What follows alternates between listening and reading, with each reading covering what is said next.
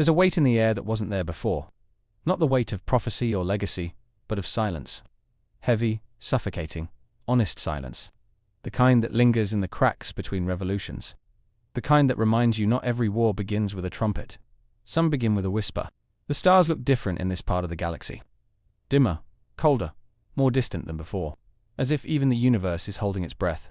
Andor Season 2 doesn't chase the light. It embraces the shadow. It doesn't reach for spectacle. It pulls us into struggle. Into a rebellion not born from hope, but from desperation. This isn't the story of chosen ones or cosmic balance. This is the story of those forgotten. The ones without names etched in legend. The ones who build the scaffolding for revolutions they'll never see. They bleed in alleys. They break in prisons. They vanish in the pages of history. And still, they fight. You won't find redemption here the way you're used to. No grand gestures. No fated victories. Just people choosing pain over peace. Choosing resistance over rest. Choosing to matter in a world that begs them not to. And in that choice, something sacred is born. Something real. It's terrifying. It's beautiful. It's slow, brutal, and intimate in ways Star Wars rarely allows. It shatters illusions and asks what rebellion truly costs. And as the gears turn behind the scenes of Empire, we begin to understand. This story doesn't need the Force to move you. It just needs the truth. In this video, we'll explore how Andor Season 2 is breaking the rules of Star Wars. How it's rewriting tone with tension, reshaping structure with silence, and revealing a side of the galaxy we were never meant to see. A story that dares to feel real, and refuses to look away. There's a silence in the galaxy that's starting to rumble. It's not the scream of TIE fighters or the blast of rebellion. It's something deeper, something colder, something grounded in a kind of truth that Star Wars rarely touches. Andor Season 2 doesn't feel like a sequel. It feels like a provocation. It's peeling back the curtain and daring us to ask what lies beneath the myth. Where once we were swept by the glow of lightsabers, now we sit in back alleys listening for whispers. There's a strange gravity in this story, one that doesn't orbit Skywalker destinies or chosen one burdens. It's about shadows clashing in silence, about people who don't believe in hope but move anyway. Every frame seems designed to resist comfort, to question the cost of survival. It doesn't want to be remembered as just another Star Wars show. It wants to redefine what a Star Wars story can even be. Through slow burns and quiet betrayals, it sinks into you. Not with spectacle, but with strategy. Not with chosen heroes, but with broken ones. The rebellion here is human, frayed, imperfect. That's what makes this so curious, so unlike anything we've seen from the galaxy far, far away. No prophecy, no force, no chosen lineage, just people clawing through fear. And maybe that's what Star Wars needed all along. A reckoning of what it means to matter in a world built on giants. Because before legends rise, people bleed. Before empires fall, someone has to choose to disobey quietly. And Andor Season 2 is whispering something forbidden into the canon. It's telling us there's more to the galaxy than just destiny. There's decision. But maybe that's what's so maddening about it all. Star Wars has always danced to a certain rhythm. Big themes, faster pacing, obvious lines between dark and light. Andor refuses all of that and stares into the grey. Sometimes it drags, sometimes it suffocates, sometimes it dares you to look away.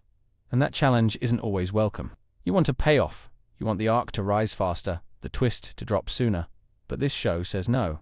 It simmers. It builds in tension so slow, it almost mocks the way other shows sprint. You get half-truths, silence instead of reveals, and scenes that stretch like they're holding back something dangerous. And it's not afraid to hold you hostage inside that tension. There's a part of you that misses the magic, the sense of awe. But that's not what this story is offering. It's not about comfort. It's not about nostalgia. It's about the machinery behind war. About the brutality of building something real in a broken galaxy. And sometimes that truth feels ugly. There's a quiet heartbreak underneath everything this season touches. It's not just the loss of lives or the violence of the Empire.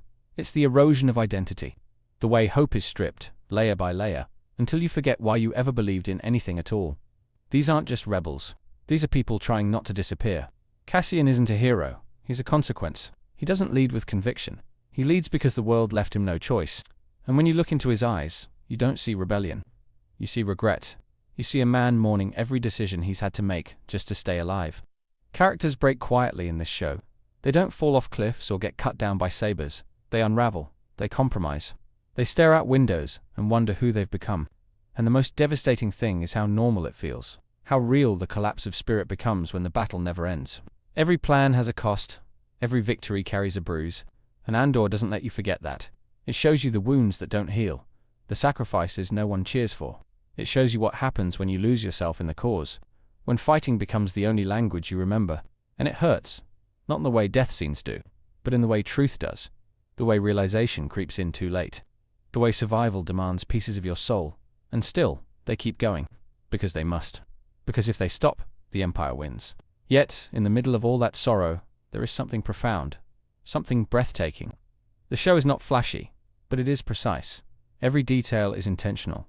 Every shot is framed like a secret. The lighting, the silence, the pacing. It's not just storytelling.